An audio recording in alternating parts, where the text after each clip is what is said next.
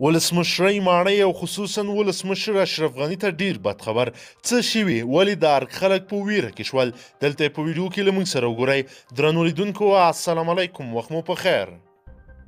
با خبره سرچینی وایي په ولسمشرۍ ماڼۍ یعنی ارګ کې دننه لږ تر لږه 100 تنه مامورین او چارواکي پر کورونا وایرس په داسې حال کې اخته شوي چې د 1519 تنو شکمنو مامورینو او چارواکو نمونې د کورونا وایرس روغتیايي مرکز ته لیږل شوي وې ټلنیوز د خپلو سرچینو په حواله خبر ورکړی په ارګ کې د کورونا وایرس د دغو تازه پیښو له ثبت وروسته د عامې روغتیا وزارت زیاتره روغتیايي ټیمونه ولسمشرۍ ماڼۍ ته مخه کړې او هلته د چارواکو او مامورینو په روغتیايي پلټنو بوخت دي د مهال په کابل د عامې روغتیا وزارت لس روغتیايي ټیمونه د کورونا وایرس د شکمنو کسانو پیژندلو او ناروغانو د درملنې لپاره په کار بوخت دي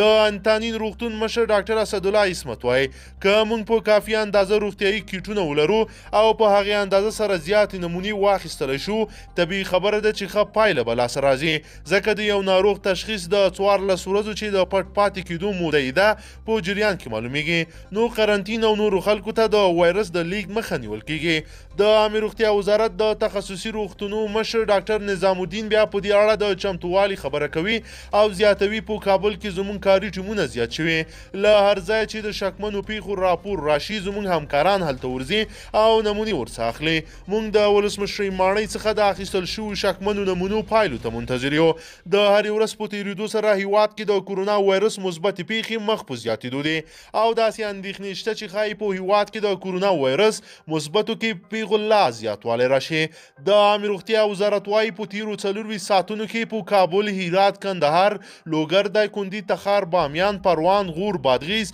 او نیمروز ولایتونو کې د کورونا وایرس 30 تازه پیښې ثبت شوي چې ورسره په ټول هیواد کې د مثبتو پیښو شمیر 521 تنو ته ختلی ده له دې ډلې څخه 22 تنه بیرته رغېدلي او 15 تنو نور بیا خپل ژوند له لاسه ورکړی ده په ورته مهال یاد وزارت خبرداری ورکړی چې پر راتلونکي 2 اونیو کې ښایي د کورونا وایرس پیښې په بېسارې توګه زیاتې شي ځکه هیوادوالو ته د وقایي تدابیر د عملي کولو سپارښتنه کوي